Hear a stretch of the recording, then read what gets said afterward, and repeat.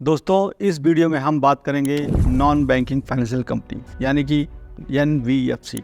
आप लोग आजकल समाचार पत्रों में, टीवी चैनलों में या इंटरनेट पे बहुत सारा एनबीएफसी के बारे में सुनते होंगे। तो चलिए जानते हैं कि ये एनबीएफसी होती क्या है। एनबीएफसी का मतलब होता है कि जो कंपनियां बैंकिंग के अलावा जो ट्रांजेक्शन या जो बिजनेस ट्रांजेक्शन करती हैं उनको नॉन बैंकिंग फाइनेंशियल कंपनी बोलते हैं।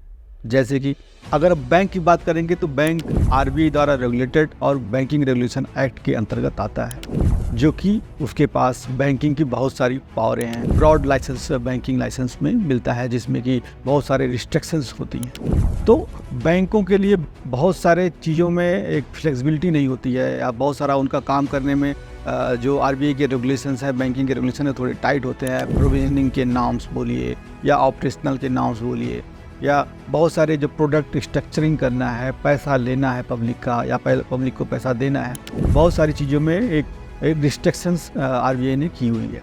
उसको थोड़ा सा डाइल्यूट करके आरबीआई एक लाइसेंस और देता है, जिसको नॉन बैंकिंग फाइनेंस कंपनी बोलते हैं। तो एनबीएफसीज जो होती हैं उनके पास थोड़ी फ्लेक्सिबिलिटी होती है काम को करने के लिए, यानी कि नॉन बैंकिंग जो फाइनेंशियल का ऑपरेशन होता है, जैसे कि अगर लोन बांटना है या इन्वेस्टमेंट करना है या इंश्योरेंस है बिजनेस का है, या डेरिवेटिव में ट्रेडिंग करनी है, या कोई भी ऐसा ट्रांजैक्शन जो फाइनेंशियल एक्टिविटी कहलाएगा परंतु वो बैंकिंग चैनल्स से नहीं होता है, तो उसको हम नॉन बैंकिंग फाइनेंशियल कंपनी में कर सकते हैं। दोस्तों, हमारे देश में जो बैंकिंग और नॉन बैंकिंग कंपनियों का जो ऑपरेशन है उसको रिजर्व बैंक द्वारा मॉनिटर किया जाता है, यानी कि रेगुलेट किया जाता है। तो रिजर्व बैंक द्वारा एक नया कॉन्सेप्ट लाया गया जिसको बोलते हैं प्रिंसिपल बिजनेस क्राइटेरिया। मतलब अगर आप कोई भी बिजनेस जिसमें 50% से ज़्यादा इनकम अगर फाइनेंशियल एक्टिविटी से आ रही है, फाइनेंशियल एक्टिविटी का मतलब या वो तो इन्वेस्टमेंट एक्टिविटी हो सकती है, या वो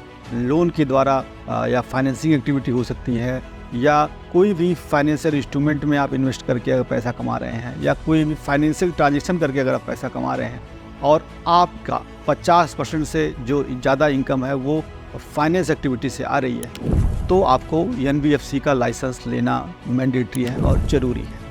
आप जानते हैं कि ये एनबीएफसी कितने तरीके का या क्या क्या काम कर सकती है। तो अगर हम एनबीएफसी की बात करते हैं तो एनबीएफसी एक तो लोन बांट सकती है, या एक दूसरा वो इन्वेस्टमेंट कर सकती है, तीसरा वो जो एसेट स्ट्रक्चरिंग कंपनीज होती हैं जिसको एआरसी बोलते हैं, वो बैड लोन को खरीद सकती हैं, या इंफ्रास्ट्रक्चर फाइनेंस कंपनी है, हाउसिंग फाइनेंस कंपनी है।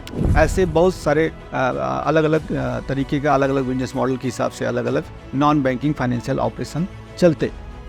बट आजकल आप देखते होंगे कि आजकल नॉन बैंकिंग फाइनेंस कंपनी यानी कि एनबीएफसी का बहुत ज़्यादा क्रेज़ बढ़ रहा है।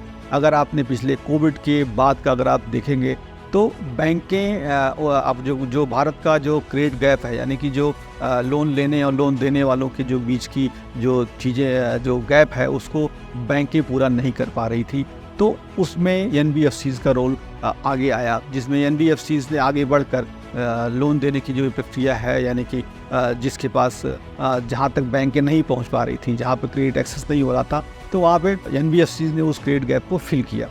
तो अब पहले अगर लोन की बात करेंगे तो लोन हमारे देश में अगर बात करेंगे तो लोन या ये जो साहूकारी का जो बिजनेस है ये सदियों से चला आ रहा है, और बहुत पहले से ब्याज पे लोग पैसा बांटते थे और अपना पैसा कमाते थे।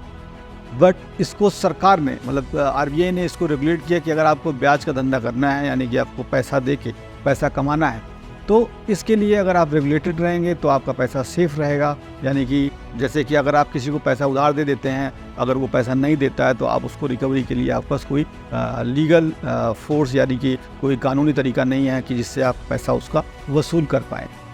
परंतु एनबीएफसी जो कंपनियां होती हैं, जो एनबीएफसी का लाइसेंस अगर आपको आरबीआई से आप वो मिल जाता है, तब आप अपने पैसे को रिकवर कर सकते हैं। और अपने पैसे का अगर किसी ने आपके पैसे का डिफ़ॉल्ट किया है तो जो आपने एक सिविल देखते हैं, या जो सिविल में या जो बाकी 4 एजेंसीज़ हैं जिसमें हम रिपोर्ट कर सकते हैं कि ये इस आदमी ने हमसे पैसा लिया था जो हमारा पैसा नहीं दे रहा है।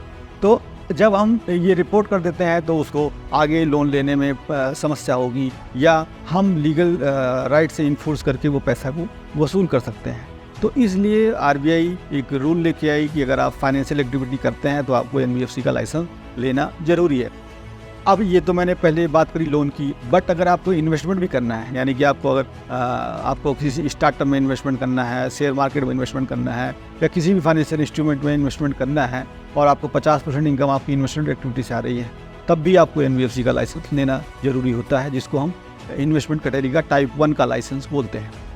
अगर आपको लोन बांटना है तो उसके लिए उसको ICC कैटेगरी का लाइसेंस बोलते हैं, यानी कि इन्वेस्टमेंट एंड क्रेडिट कंपनी का लाइसेंस। NBFC का लाइसेंस लेने के लिए आपको क्या चाहिए होता है? तो पहले अक्टूबर 2021 से पहले अपना जो NBFC का लाइसेंस होता था उसमें हम 2 करोड़ का नेटवर्थ की रिक्वायरमेंट होती थी, यानी कि अपना पैसा आपका 2 करोड़ रुपए होना चाहिए।